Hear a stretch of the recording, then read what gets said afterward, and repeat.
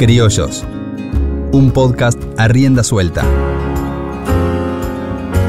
Bienvenidos a este espacio de la Asociación de Criadores de Caballos Criollos. Una nueva manera de recorrer juntos la raza más versátil del mundo y su gente.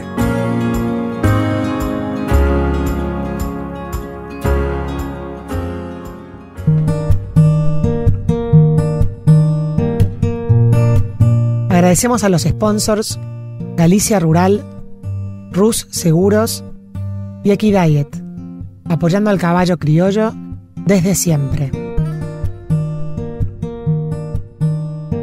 Es un gusto para mí darle la bienvenida a Santiago Tapia al podcast. Bienvenido, Santiago, ¿cómo estás? Muchas gracias. Santiago, ¿cómo es el nombre de tu cabaña y de tu prefijo? Mi cabaña hoy es la Delfina y mi prefijo es Patacón. Es un prefijo con historia en la familia, prefijo que usó mi padre y que usó mi abuelo. Bien. ¿De dónde viene Patacón? El prefijo de mi abuelo era del Chañar y saca un campeón en Palermo en 1930 que se llama Patacón del Chañar, que fue el primer gran campeón que sacó mi familia. Entonces, bueno, fue un padrillo muy importante y cuando sucesivas divisiones y demás, siempre seguimos con el prefijo Patacón. Lo usó mi abuelo, lo usó mi padre y ahora lo uso yo. Me contabas recién fuera de la entrevista, Santiago, que Juan Bautista Tapia fue uno de los socios fundadores de la asociación. Ya, mi abuelo empezó en los albores de la raza. Él empezó por lo que me contó mi padre, yo no lo conocía a mi abuelo. Uh-huh. Ella en 1901, 1902 ya empezaron con las cartas, con Sorané y demás, a pensar en esto y lo otro. Y junto con ese grupo de criadores ya empezaron a seleccionar. Mi abuelo tenía campo en San Antonio de Areco. Uh-huh. Y ya ahí empezaron a seleccionar yeguas, las que había en la zona, antes que fuera toda la cruzada patagónica de Don Emilio. Mirá. Ya tenían sus yeguas.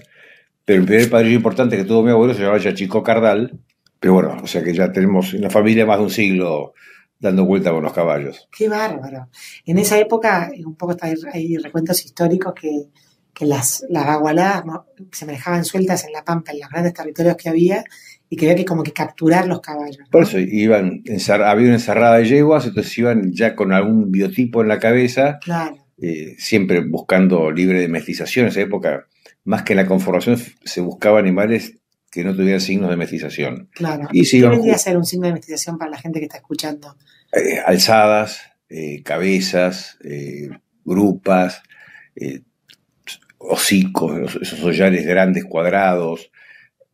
Había mestización liviana y mestización pesada, porque en esa época en las estancias había todos caballos de tiro para la agricultura. Claro. Entonces había mucha influencia de animales pesados y también durante todo el siglo XIX la entrada de caballos ingleses fue muy importante. Entonces se buscaron animales, esos vasos grandes, platudos, bueno, eso era el signo de Mestización. pesada, las cernejas, las ranillas muy ranilludos, ancas partidas, todos esos eran estigmas de mestización con pesado. Claro. Y pues cañas largas, orejas largas, hollares dilatados, eran signos de mestización con liviano. Claro, cabezas invertidas así como lanas. Claro, cabezas cóncavas o cabezas enormes, Claro. del pesado. Entonces iban tratando de sacarlo y después de lo que quedaba, ahí se empezó a trabajar sobre el estándar de la raza. Claro, qué interesante. Te vas de los extremos y vas a lo meso. Al mesomorfo. Bueno, Exacto. eumétrica, rectilínea y mesomorfa. Exacto, ¿cómo es? Eumétrica, que son medidas medias, rectilínea y mesomorfa.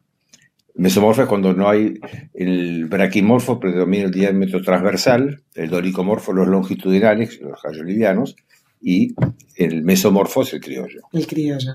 Qué bueno esto porque... El criollo, el mustang, muchas razas nativas Claro. americanas son mesomorfas. Mirá vos, qué interesante. Qué interesante porque vas realmente como al origen de lo que hoy vemos tan difundido, ¿no? Como que alguien se aproxima al criollo y piensa que siempre fue así. Pero vos pensás que cuanto más cerca estás de Buenos Aires, de la zona agrícola y la zona más cerca del puerto, Sí, más mestización había, más... claro. Entonces, bueno, porque venían caballos en barcos de Europa. Claro, hacían lo que podían para juntar esos caballos.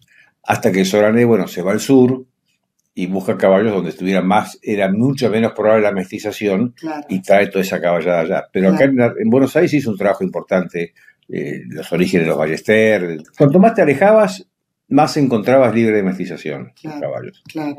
Encontraban encontraban. Está muy bien.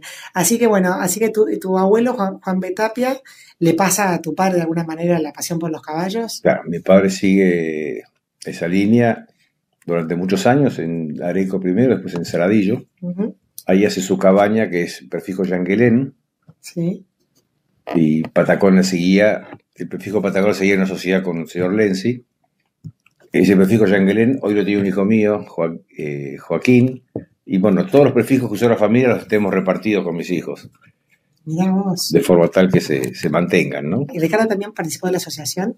Mi padre sí, bueno, mi padre nació en el 23 y ya en el 50 y pico estaba en los directorios y yo soy Claro. vicepresidente. Claro. Se destacó más como jurado de la raza, Ajá. fue muchas veces jurado en Palermo. En ese momento era Palermo y Otoño y Palermo. Claro. Las únicas dos alternativas de Claro. jura. Y Otoño recién en los 70 y algo arrancó. Sí. Yo me acuerdo ya yo me acuerdo, tengo 64 y me acuerdo de las primeras exposiciones de Otoño, Bien. Y cuando decís que era jurado de morfología, un jurado de morfología. que era lo único que había en esa Lo época. único que había. Las pruebas funcionales eran incipientes, se corría la marcha, Claro. era la prueba funcional de la raza, Sí. y recién en la década del 70 empezaron tibiamente las pruebas de rienda Claro. Sí, en sí, exposición. sí. Eso lo tenemos cubierto en algunos otros podcasts.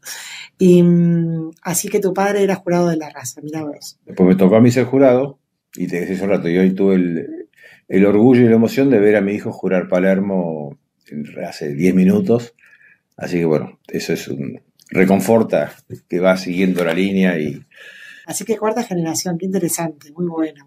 no es que sea cuarta generación, hoy no significa mucho, significa en cuanto a poder hablar y contar cosas de hace un siglo, que Sí, la transmisión oral en la familia, ¿no? sí, Pero hoy realmente la vorágine de criadores nuevos y demás, algo que ver un prefijo chico en la pista y ganar es algo que a mí me emociona porque digo, bueno, el futuro va a ser muy promisorio porque, o ver, por ejemplo, hay una prueba nueva con el freno de oro y ver la emoción y la presión y las tribunas llenas para ver el freno de oro, es algo que hace 15 años no se imaginaba nadie que podía Claro. suceder. claro, Entonces llenamos las tribunas para ver la final de rodeo, punto. O claro, el campeonato morfológico en Palermo. claro. Pero hoy es impresionante el movimiento. Qué bueno, claro.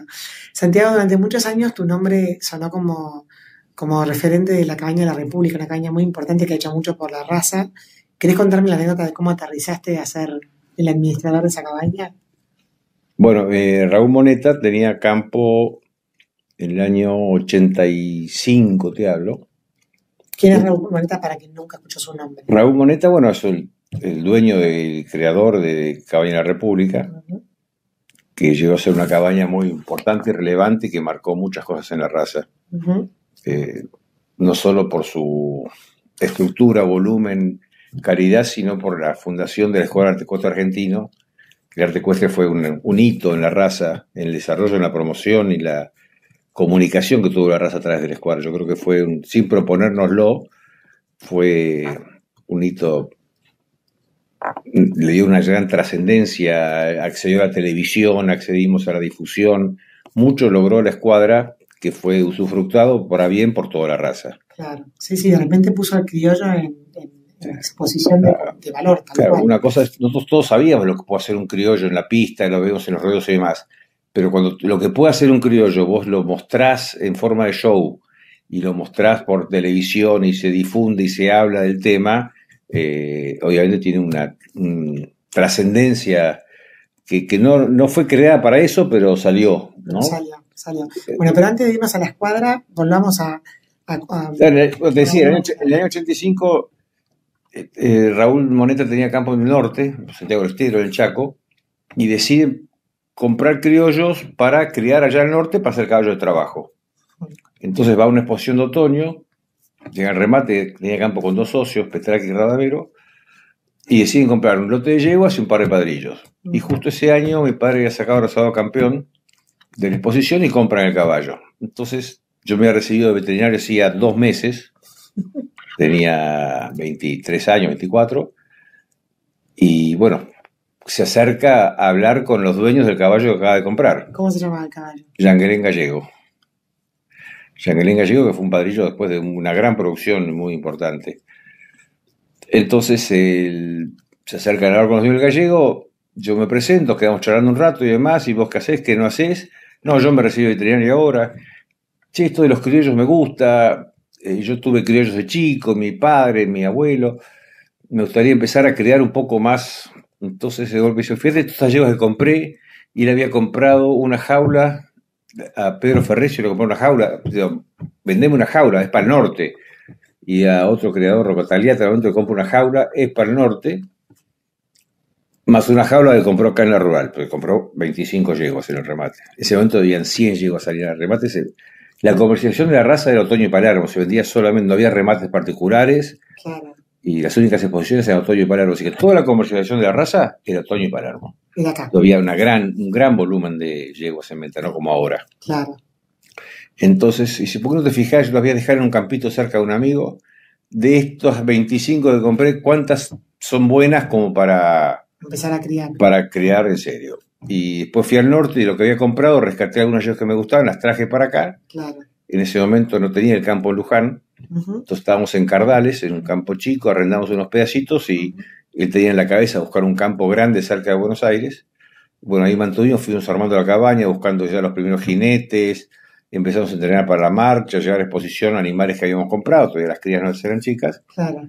Y en el año 87 compra Luján, compra la cabaña República, y bueno, mandamos todas las yeguas para allá, y ahí empezó el desarrollo y el crecimiento, basado en varias premisas.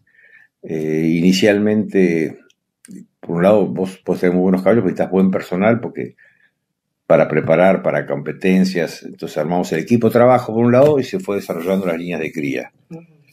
Perdón, cuando vos fuiste al norte a ver lo que había comprado a Ferrecio y a Rocotaliata, ¿vos con qué te encontraste? ¿Vos veías un grupo de yeguas y qué elegías? Bueno, elegía por sangre y conformación lo que me parecía más... porque lógicamente cuando vos te llaman por teléfono y te mandame una jaula, por ahí no vas... Claro, hay de todo. Las de Ferrecio estaban por salir de San Pedro. Sí, San Pedro en Villegas. Entonces me fui a Villegas y antes que salieran de las 25, bueno, agarré 7. Estas 7 eran las Mandes y me las llevé ahí a Cardales donde teníamos los caballos. Bien. Las demás fueron para el norte. Y después de lo de Rocotaliata rescaté 5 yeguas. Entonces con esas 5, las 7 de Ferrecio y 10 de las que había comprado Antonio, ya arrancamos a criar. Con este padrillo, el gallego, que quedó en Luján. Yanguilén gallego. Sí, con ese padrillo. ¿Y de esas yeguas originales, quedaron como sí, más hay líneas. Algunas yeguas dieron bien y dieron muy buenas líneas de sangre. Mirá. Pero, y salimos a buscar caballos por todos lados, porque Raúl quiere hacer las cosas de hoy para mañana. Me acuerdo una anécdota. Decía, ¿dónde podemos conseguir yeguas buenas? Porque en ese momento no te vendían, las campeonas las guardaban, era difícil conseguir yeguas de primer nivel, ¿no? Sí, en esa época no había como hay hoy como una comercialización natural de sangre. En esa época era bastante más difícil. Y el que tenía las yeguas se las llevaba de vuelta y no vendía y demás. Entonces, bueno, para cortar plazo, mejor antes en las revistas de la raza criolla, en la parte última, salían todos los resúmenes de venta de las exposiciones de Otoño y Palermo. Sí. Todos los caballos, a cuánta plata se vendieron y quién los había comprado. Vos mirá un poco revistas para atrás, está toda esa información.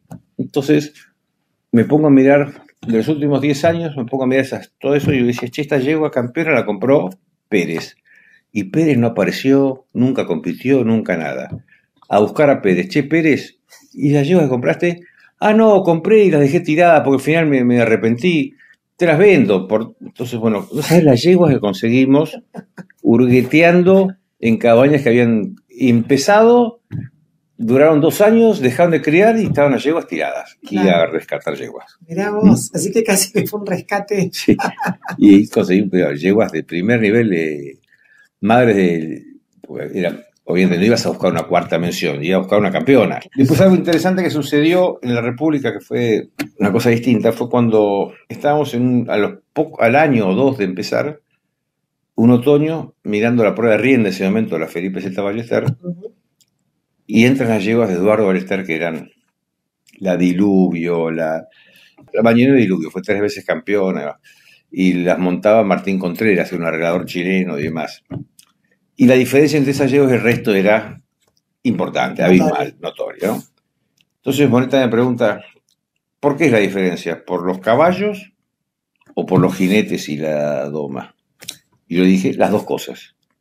¿En qué proporción, Santiago? Son las dos cosas, porque eran los caballos, las líneas chilenas, aunque la Diluvio la hija llevó en Capitanejo, pero en general las llevas chilenas de Eduardo Ballester, sí, con arreglo, doma y presentación chilena. Bien. Y como la prueba Felipe Z es una prueba de adiestramiento, obviamente esa escuela, ese manejo, no era el que teníamos nosotros acá en los campos de la provincia de Buenos Aires. Claro. Eran doma de campo, y los buenos caballos los mostrabas. Entonces los caballos adiestrados, arreglados. Entonces digo, mira, hay un componente de caballos y un componente de jinetes. Entonces Raúl dice, bueno, vamos a hacer una cosa.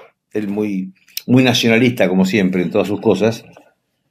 Traigamos los mejores que consigamos en Chile de arregladores y jinetes y creemos solamente argentino puro, sin chileno. Probemos las yeguas argentinas con el adiestramiento de los chilenos. Entonces, ¿qué hicimos? Algunas pocas yeguas que tenían sangre chilena, las tuve que sacar de la manada, las mandé al norte y trajimos en ese momento arregladores de Chile, que incluso llegó a venir Coteco Aguirre, tipo renombrado jinete del siglo en Chile, en la rienda. Jinete del siglo. Jinete del siglo XX. Vos vas a Medialuna Rancagua, hay una placa que habla del jinete del siglo de rodeo y el jinete del siglo de rienda. El jinete del siglo de rienda era Coteco Aguirre. O sea que Moneta fue buscar lo mejor. Fuimos lo mejor. A trabajar sobre los caballos argentinos. Bien. Y empezamos. Trabajo arduo, difícil, porque no había muchas líneas. Vos hoy lees un pedigrí y decís, este bueno. En rienda y función, caballos argentinos, no había datos. Y empezamos a trabajar. Y no había datos porque además no había sido probado. O sea, no se probaban. Claro. No se probaban. Claro. Con suerte, porque el primer padrillo que usamos fue Yanguelén Gallego. Y el segundo se compró en una exposición en otoño, un campeón potrillo, el Tañido Tutor. Sí. Entonces, tal vez con la suerte que eran caballos buenos y que dieron bueno. Entonces, hijos del Gallego, después hijos del Tutor, sobre todas las yeguas argentinas, se trabajaron para rienda, para rodeo, para todas las disciplinas de pista. Claro. Por otro lado, la marcha iba por otro lado. ¿Marcha siempre hicieron? Marcha por otro lado, sí, siempre. Pero eran otras líneas, ahí sí, las líneas argentinas eran superiores. Claro. Así se trabajó en otra selección, manadas marcheras, bien, pero para pruebas anaeróbicas, te diría, pruebas de pista, ahí buscamos otra sangre. Entonces trabajamos mucho sobre sagas argentinas, obtuvimos resultados interesantes, llegamos a sacar campeones de rodeo, varios, campeones de rienda. ¿Quiénes corrían, perdón, de campeones de rodeo? De rodeo, Martín Benítez, Ángel Pereira. Me han nombrado mucho Martín Benítez. Es como, vos hablás con los corredores, es como un correntino divino, como el prócer de los rodeos para muchos. Ángel Pereira fue varias veces campeón, Alfredo Moreira, tuvimos varios jinetes campeones. Y en rienda con los chilenos. Después se incorpora Luis Bustos a la cabaña. ¿Quién es Luis Bustos? Luis Bustos es un médico mendocino que yo conocí en una cabalgata que hicimos a Chile de un mes. Fuimos a Chile, dimos la vuelta y volvimos. Lo conocí ahí, eso fue en el año 72. ¿Yo tenía? No, 82. 82, yo tenía, sí, 82. Yo tenía 23 años. Lo conocí ahí, bueno, le regalé un caballo, empezó a trabajarlo con un chileno en Mendoza, se dedicó un poco a eso, y cuando nos vamos a la República, Raúl lo llama y lo convoca, porque estaba ya casi dejando la medicina para dedicarse a los caballos, lo convoca y viene a vivir a Luján, con su familia y demás, y empezamos con él a trabajar caballos, y a la postre Luis Bustos llegó a ser el creador técnico, director de la Escuadra Arte Ecuestre. Sí, la Escuadra Arte Ecuestre no pudo haberse hecho sin Moneta y no pudo haberse hecho sin Luis Bustos. Bien, empezaron como a concebir. Contame esa génesis. ¿A quién se le ocurrió hacer algo así? Mirá, en un otoño, año, sí, 89 o 90, 89 o 90, se nos ocurre, así como están ahora haciendo la inauguración en este momento, está sucediendo, con 2 yeguas vallas, hace un movimiento que se llama el espejo. Con 2 de los jinetes nuestros, entra a la pista, un espejo es como si vos agarras la pista, la partís por la mitad, un caballo de cada lado, haciendo movimientos en espejo, como si lo mío fuera un espejo. Entonces, daban vuelta por un lado para el otro, rayaban, todo igualadas, pero una de cada lado. Sí. Eso fue un movimiento que llamó el espejo. Lo miraron, lo gustaron, qué bueno y demás. En ese momento era presidente de la Asociación de Criollos Carlos Daudal, Entonces, un día viene al campo y dice, ¿no te animás a preparar algo un poquito... parecido al espejo? Un poquito, bueno. Y digo, vamos a ver, entonces con Luis Bustos nos ponemos, sobre todo él, elegimos los 4 mejores caballos, los 4 mejores jinetes y Coteco Aguirre, y venimos a la inauguración de Palermo, que es el acto inaugural, es pesado.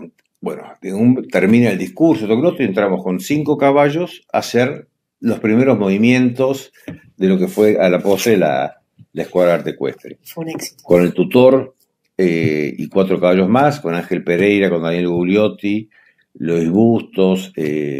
Bueno, fue una sensación lo que pasó ahí. Con 4 caballos, le pusimos unos ponchos pampas, porque cada uno tenía una camisa más, no eran uniformados, iban más o menos parecidos, pero entonces el poncho tapa todo. Claro. Tapaba las monturas que eran distintas, taparon todo. Vamos a hacer algo más importante de esto. Y de 4 caballos al año eran 16, y después fueron 32, y terminamos en el Estadio Malvinas Argentina con 64 caballos dentro de la pista. 64 caballos, Sí. Qué bárbaro. Sí, porque era un montón de toda la gente que trabajaba en el campo, e invitábamos cantidad de jinetes. Claudio Daudo, hoy presidente de Criollos, fue a Mendoza, Luchi y Miguel fue a Mendoza, hacían un movimiento, hacían 2, pero participaban del marco y del cuadro y de darle envergadura. Claro. Mendoza fue la cuna en Palermo, y la inauguración de Palermo, un clásico en la escuadra, estuvo el año pasado algo en la escuadra, fue como la primer vidriera, y la explosión fue Mendoza. Raúl tenía familia mendocina, la mujer mendocina, un desarrollo importante. Entonces un día nos invitan, habiendo visto la escuadra en Palermo, a hacer algo en el estadio de Malvinas, el estadio mundialista, un estadio de 60.000 personas. Y fuimos a un show con caballos, y explotaba las tribunas llenas, y a partir de ahí fue creciendo Mendoza, y después la escuadra recorrió todo el país, fue a Chile, fue a Uruguay, fue a Paraguay, a unos caballos llegamos también a Europa, fuimos con toda la escuadra hace unos años al SICAP, el Salón Internacional del Caballo en Sevilla. O sea, pero el inicio fue ese 2 caballitos en Palermo en otoño y 4 al Palermo siguiente. Y de ahí fue todo el... Vuelvo a un comentario que hiciste que Raúl era muy nacionalista, porque en la escuadra de los ponchos pampas, me imagino que después uniformaron las monturas. O sea, se empezó a transmitir como mucho de la identidad del gaucho argentino, bueno, en eso, ¿no? El mensaje de la escuadra, el mensaje del culto a las tradiciones, se empezaron a crear las músicas, las danzas, poníamos bailarines con danzas, un episodio a lo que era todo lo que la parte originaria, los indios. Claro, culto a las tradiciones, a la identidad. La tradición, a la historia, a la identidad, ese fue el objetivo último de la escuadra, y ahí apuntaba. Y bueno, te digo, lo mejor de la música folclórica. En Palermo durante muchos años se hizo con música en vivo. Claro. Es decir, los caballos hacían sus coreografías al ritmo de la música. Entonces estaban los chalchaleros en Palermo cantando para el movimiento de los caballos. Claro. Los chalchaleros, Cacho Tirado, Domingo Cura, después en Mendoza con los nocheros, con Soledad. Al estadio de Malvinas entramos a Soledad a caballo delante de la escuadra, a Facundo Sarabia y Juan Carlos Sarabia, todos los chalchaleros a caballo de la escuadra. O sea, era un despliegue importante. ¡Qué fiesta! Después ya evolucionamos, ya no era música en vivo, sino música grabada, que era mucho más eficiente, porque claro. Yo me acuerdo, yo estaba en el escenario, estaban los caballos haciendo su movimiento y los chalchaleros cantando. Y por ahí si la canción quedaba corta, yo en la oreja le decía a Facundo Sarabia a repetir el estribillo.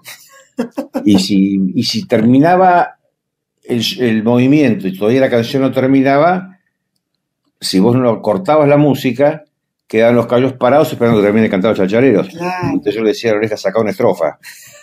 Y así empezamos al rumbo a armar el show. ¡Qué bárbaro! Describile a la gente que no conoce la República ni ha ido y estás contando esto, que me imagino que empieza a formarse en la cabeza de los oyentes. En la República cuando uno va, o sea, hay una pulpería, hay como una estructura hecha para los caballos, que es una cosa... Mis amigos siempre decían que la República era como Disney de los criollos, porque había todo. Desde una pulpería, hay un picadero, una pulpería divina, grande, 200 personas para comer ahí adentro. Claro. un picadero de 50 por 30 que nos permitía trabajar todo el año, lloviera o no lloviera, no había excusa, los caballos se trabajaban, la escuadra ensayaba, y después se hizo obviamente correr la parte, después mangueira, una pista de paretear. Se hicieron 2 finales de rodeo en la República, finales de rienda en ese picadero que tiene un piso perfecto.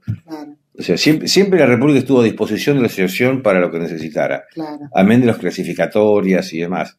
Bueno, y ahora post-pandemia lo que se hizo fue una exposición de otoño, la morfológica, una suspendida por pandemia. Cuando arrancó después de la pandemia hicimos un otoño ahí en la República, otoño morfológico. O sea, siempre fue, Raúl siempre un tipo muy generoso, y vos teníamos amigos, Horacio España y demás, amigos de Rosario, y tenían que hacer su clasificatoria y estaban pobres de Hacienda. Raúl le prestaba las vaquillonas y salían los camiones de Luján a Rosario para que paletearan.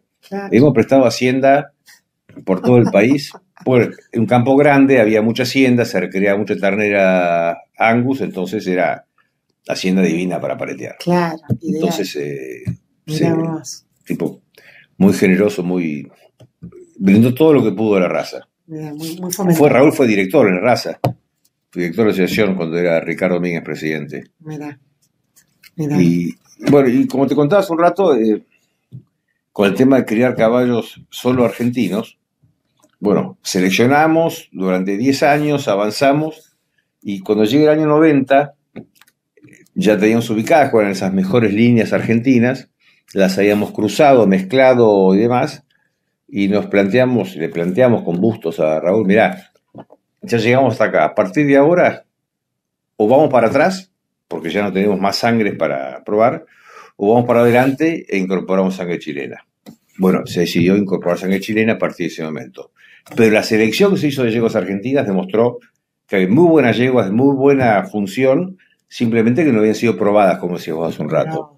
Entonces, y sobre esa base de yeguas probadas, sobre todo con el eje tutor, el gallego y otras líneas más, empezamos ya con, cuando se reabre la FIC y entra Chile nuevamente, ahí, porque si en ese momento no podía estar el gallo de Chile.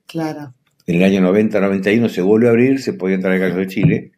Previo a eso, lo que hicimos fue con algo chileno que había en Argentina, le compramos el Simbrazo Pichimanque a Mestoy, y trajimos un caballo de Baidagán, que eran las líneas chilenas antiguas que había en Argentina. Le alquilamos 2 meses el facón a Víctor Esevich, con la suerte que en 2 meses le saqué 22 crías, y de las 22 crías que le saqué al facón fueron 20 hembras y 2 machos. O sea que yo en 2 meses logré una manada de hijas del facón. Porque, no sé, explicarme por qué. Todo el mundo se queja que tiene mucho macho, ¿no? Todos padrillos, aparte padrillo del facón, Víctor había un montón por todos lados. El tema era hija del facón. Lo que pasa es que tiene mucho macho porque se gastó todas las hijas en la República. Sí, pero el padrillo nos dio de 22 crías, llegó un 1 de enero, había que volver al fin de febrero. Y nos quedamos con 20 hijas, que todavía quedan. Mirá vos. Todavía quedan algunas. Santiago, ¿y tu criterio de selección, digamos, para tomar todas esas decisiones? Contanos un poquito cómo es esa decisión. Vos, o sea, mirabas a las yeguas, tomabas, decías, bueno, vamos a criar. ¿Cómo es ese proceso de que un criador...? Mira, yo te diría que hace 30 y 40 años la gente era muy, muy romántica, muy idealista, y buscábamos un caballo que sirviera para todo. Un caballo fuera lindo, que fuera de buena rienda y que podía ganar la marcha y correr la marcha bien, ¿no? Ese era el mundo ideal, un caballo que sirva para todo. Cuando vos creas un caballo que querés que sirva para todo y lo logras, ¿cuál es tu conclusión? Sirve para todo, pero no va a ganar nada. Porque al no haber especialización en la selección, sí, se defendían en rienda, hacían la marcha y la terminaban, y eran de buena morfología. Pero no ibas a ganar la morfología, no ganabas la marcha, ni ganabas la rienda, ni ganabas los rodeos. Claro, eras finalista de todo. Finalista de todo. Pero no ganabas nada. Cuando pusimos con el Yanguelén gallego. Después del Condorito, en su momento, era el caballo con más hijos finalista de rodeos. Pero no tenía campeones de rodeo. Después tuvo, pero no tenía. Todos los caballos terminaban la marcha, pero por ahí no tenías ganadores de marcha. Claro. Ibas a exposición, sacabas un primer premio de categoría, pero no. Entonces, decís, qué lindo mi caballo integral, pero no ganó nada, ¿eh? La triple corona que hay en Brasil hoy busca un poco premiar eso. Claro. Premiar el caballo integral, que no gana nada, pero está en todos lados. En todos lados. Bueno, ¿no? eso en Argentina no sucedió. Entonces Claro, es como sin que decís, visualización no se gana nada. Está entonces, bien. vos decís, bueno, uno como Cabaña que tiene un reconocimiento, decís, sí, qué buenos caballos tenés, hacen de todo ahora. Si querés ganar, no los usés, Claro, porque no están claro, especializados. especializados por selección en una sola competencia. Mm, Entonces ahí se abre, cuando decís, bueno, me voy a especializar un poco para ver si puedo mejorar, porque estos caballos son lindísimos, buenísimos. Salís a hacer cabalgatas, lo movés en la rienda, corres vaca, vas a exposición. Ahora, cuando llegas al momento de competir, no vas a ganar. mm. ¿Entendés? Y ganar era importante. Para todos es importante ganar. Y que dice que no, no le creas. Entonces abren primero dos divisiones. Cuando voy a especializar un poco. Bueno, ¿cuáles son las divisiones? ¿Aeróbico o anaeróbico? Esa es la primer subdivisión. Mirá vos, pensé que me ibas a decir otra cosa. ¿Aeróbico o anaeróbico? Anaeróbico. Explicárselo a la audiencia. Caballo aeróbico es el caballo que hace la marcha, las pruebas de larga distancia, con un tipo de musculatura, angulación y demás que permite un gran avance, mediana masa muscular, porque tenés mucha masa muscular, empieza toda la acumulación de ácido láctico y es un caballo que no puede seguir marchando, entonces un tipo de musculatura especial, que vos la conocés, el caballo marchero uruguayo tiene un fenotipo adaptado a eso. Bueno, Exacto. vos que tu caballo argentino te diría más aeróbico por selección que el chileno, netamente anaeróbico. Anaeróbico es el caballo de explosión, de picadero, de pista, de movimientos cortos y a toda velocidad, con determinadas angulaciones que permiten esos movimientos. Entonces te encontrás que para una cosa necesitas unas paletas largas para que avancen, no tanta musculatura, una alzada un poco más importante, y son los caballos aeróbicos, los caballos que vas a usar para una marcha y demás. Hasta ese momento la selección morfológica en Argentina estaba un poco más para ese tipo de caballo. Bien.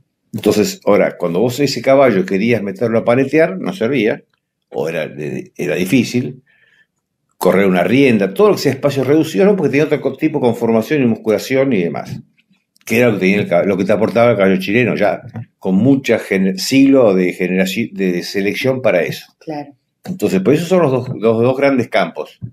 Con un caballo chileno hay excepciones que han corrido la marcha y bien, de excepciones, o que han terminado la marcha. En ese momento la marcha era, una cosa es terminar la marcha, otra tener un caballo de punta en la marcha. Claro. Es distinto. Claro. Vos con un caballo medianamente bien conformado, entrenado, de un buen aplomo, la marcha la hacías. Claro. Ahora, hacerla a toda velocidad adelante, Claro. bueno, como es en Uruguay, Claro. es otro caballo, ¿no? Claro.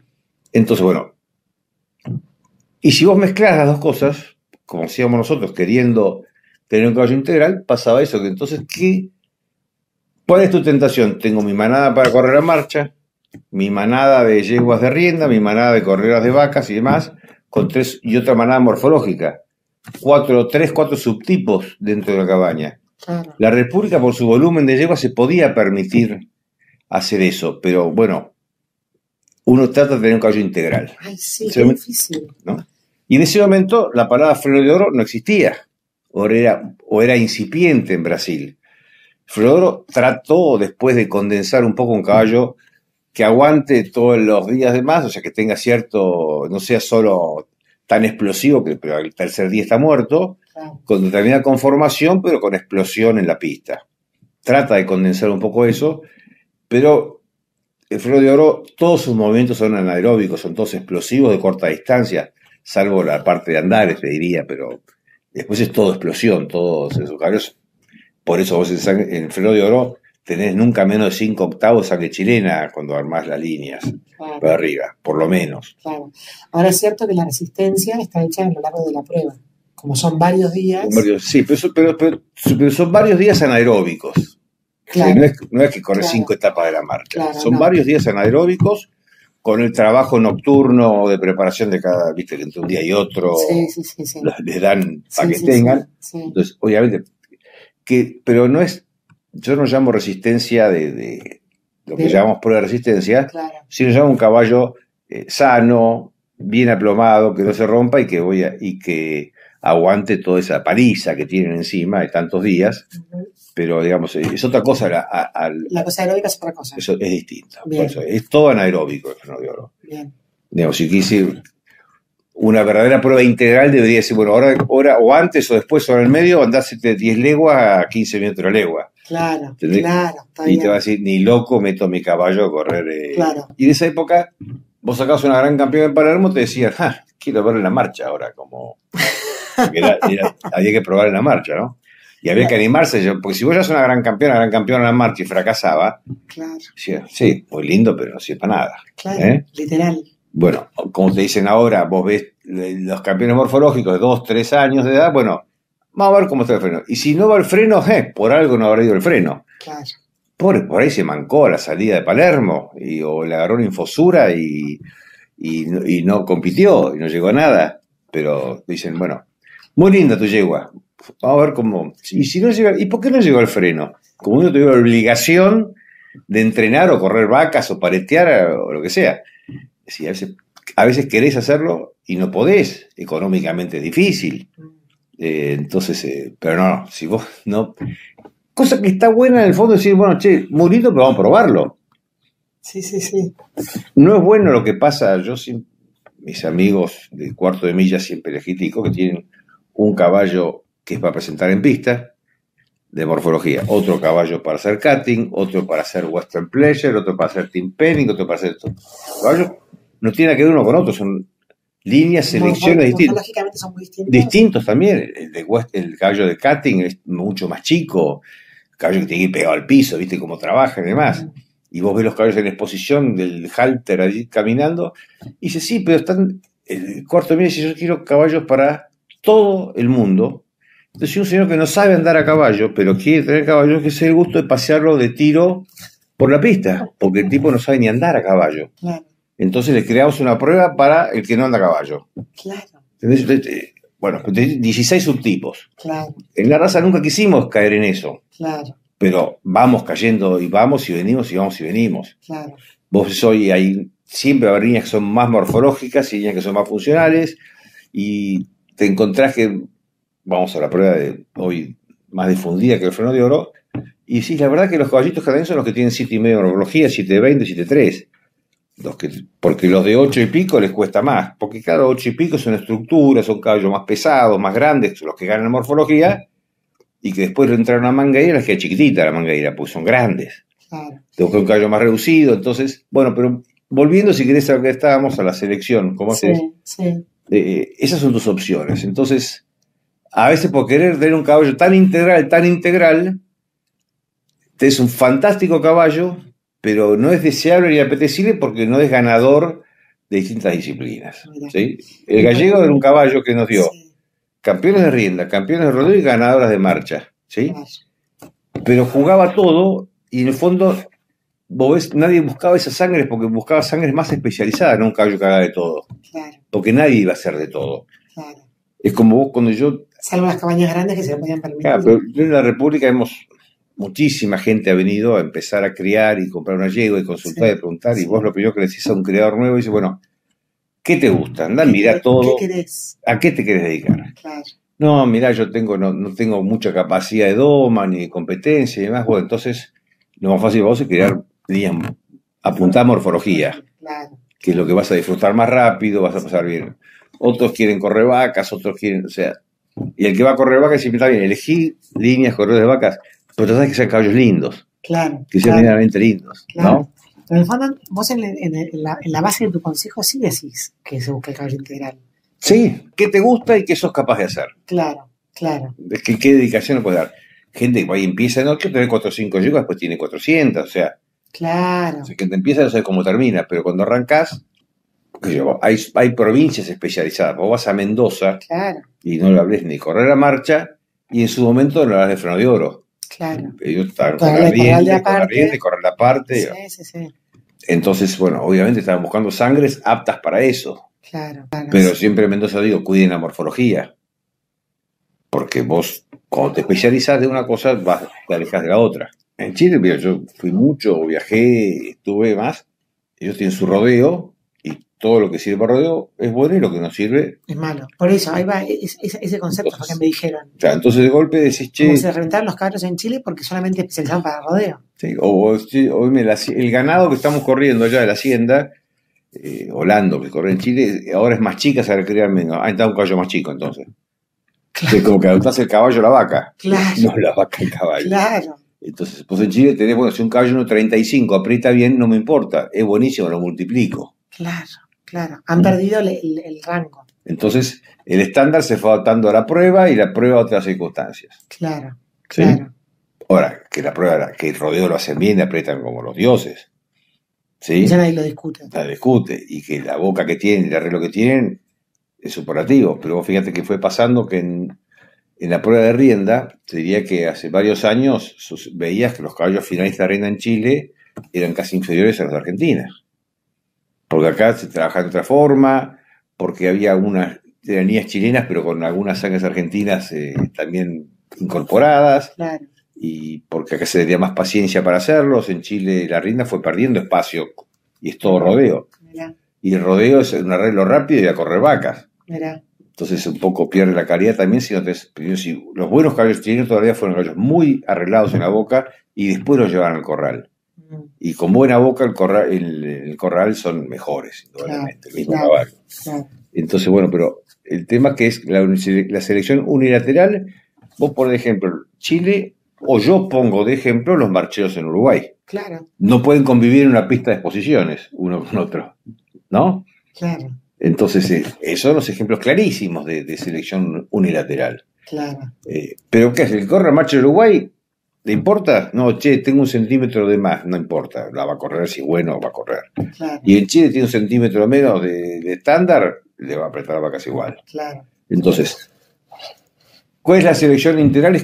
Básicamente es cuidar la morfología, cuidar el tipo. Claro. Entonces, está bien, tengo un caballo especializado en pruebas aeróbicas, pero cuida el tipo. Claro.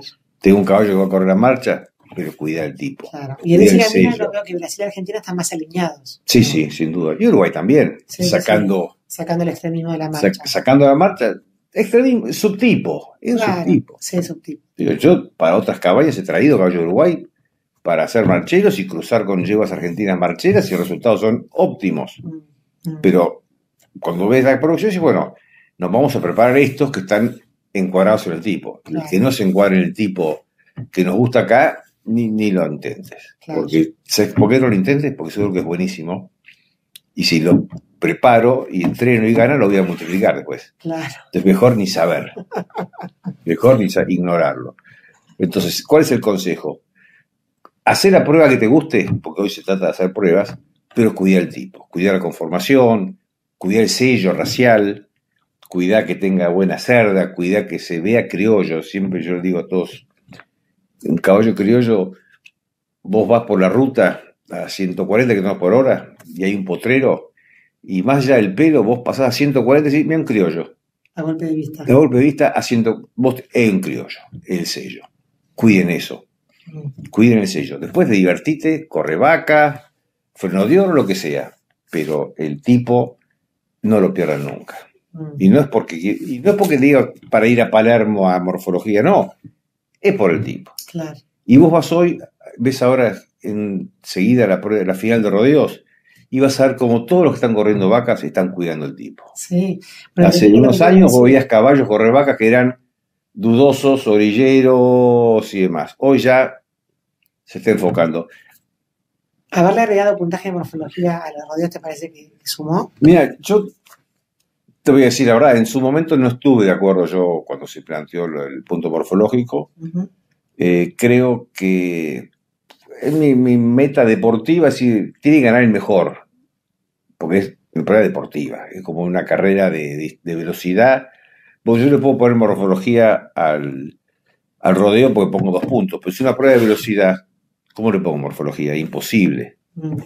Entonces, yo creo que básicamente lo que ayudó a la morfología, un poco ayudó, y ayudó también el estado general de presentación de los caballos. Bien. Vos, sabiendo que hay un componente morfológico, tenés el caballo bien, en buen estado, pelechado y presentado, pues te parece un puntito, si no. Claro.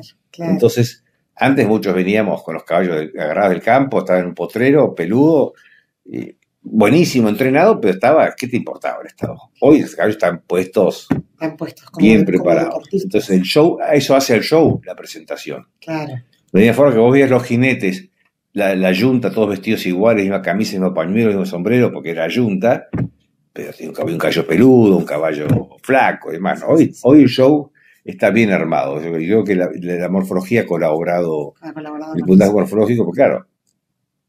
Además que los caballos antes los tenían un poco más a campo. Hoy el caballo correo de vaca es una joya, es un atleta, sí, está cuidado, protegido, vendado. Codiciado. Claro, entonces hay que cuidarlo. Y eso hace que obviamente que se vea mucho mejor toda la presentación, ¿no? Claro, qué interesante. Porque en el fondo el caballo lindo y bueno lo quiere todo el mundo. Todos queremos eso. Pero esto es como un concepto que también hay que trabajarlo, digamos, conceptualmente como asociación. ¿Qué busca la asociación? ¿No? Bueno, pues ¿cómo evitar? ¿Cuál es la meta de la asociación? Evitar que los subtipos de las especies de divisiones me ganen y me hagan caballos distintos. Claro. Eso es.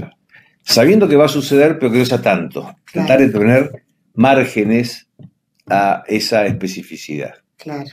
Para que si no, se va a perder el sello, se va a perder el tipo y no tener 5 tipos de caballos. Vos veías hoy recién, en campeonato de recién, había una yegua una hija del Cahuel, que tenía una morfología realmente linda, pero había ganado una prueba de doma hace un año, 2 ganó esa prueba de doma esa yegua. Entonces ya, ¿entendés? Se mueve. Se mueve y la gente la mira con otros ojos. Claro. Y después yo, por ejemplo, siempre fui como jurado renuente, y creo que si alguna vez lo digo, jamás traté de nunca darle un campeonato a un potrillo o una potranca. Ajá.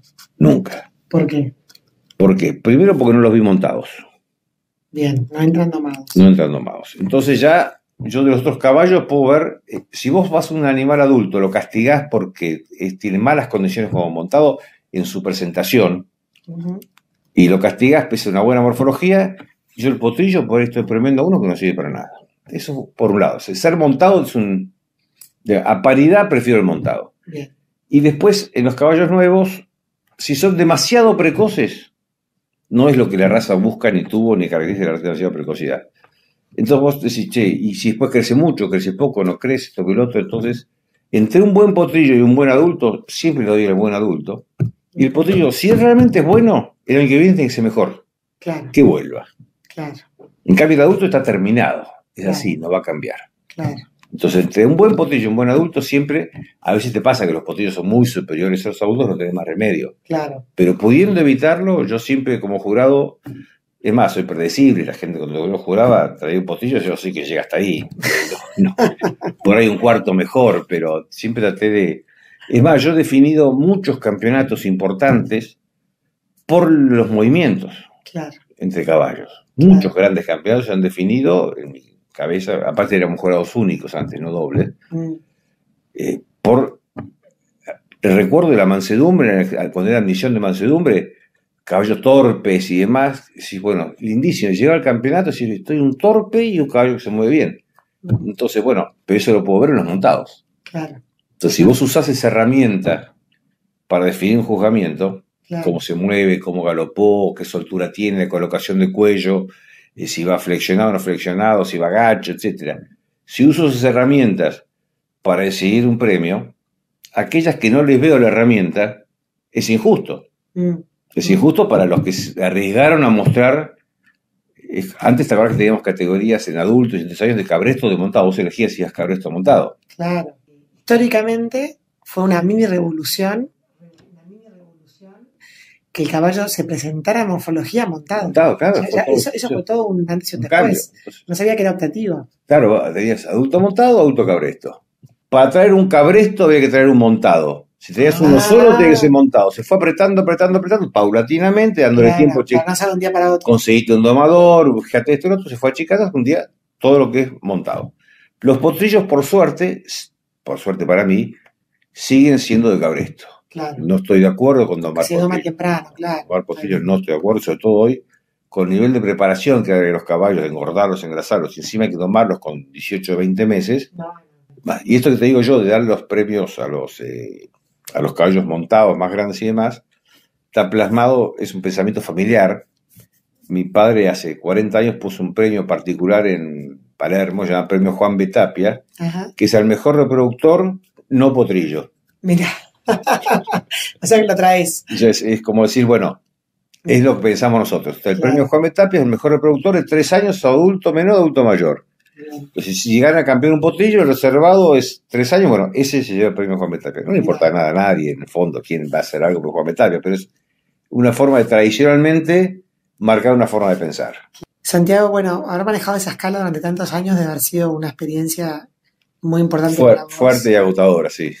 Pero pues, fue una etapa larga, pero una etapa que ya concluyó. Bien, y si tuvieras que terminar diciendo qué significa para vos el caballo criollo. Y una forma de vida. Que hay una forma de vida. O sea, yo medio en broma, medio en serio, antes de proponerle casamiento a mi mujer, le dije, mirá, nunca me vayas a optar entre vos y los caballos, porque nunca me hagan la pregunta. Nunca llegué tan lejos, ¿no? Pero porque dediqué mucha de mi vida, mucho tiempo de mi vida y a todas las exposiciones que iba al interior y llevaba los caballos, pero para mí siempre fue una forma de vida.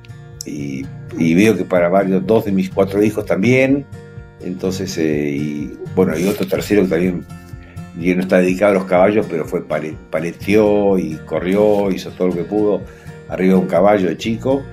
Entonces, bueno, y ojalá se pueda conservar, ¿no? Porque recomiendo a todo el mundo, no digo vivir para y por los caballos, pero estar vinculado a los caballos. Ojalá criollos, pero estar vinculado a un caballo es de las satisfacciones más grandes que te da la vida. Santiago Tapia, muchas gracias por estos minutos. Bueno, a vos. Para más criollos a rienda suelta, nos encontramos en el próximo episodio.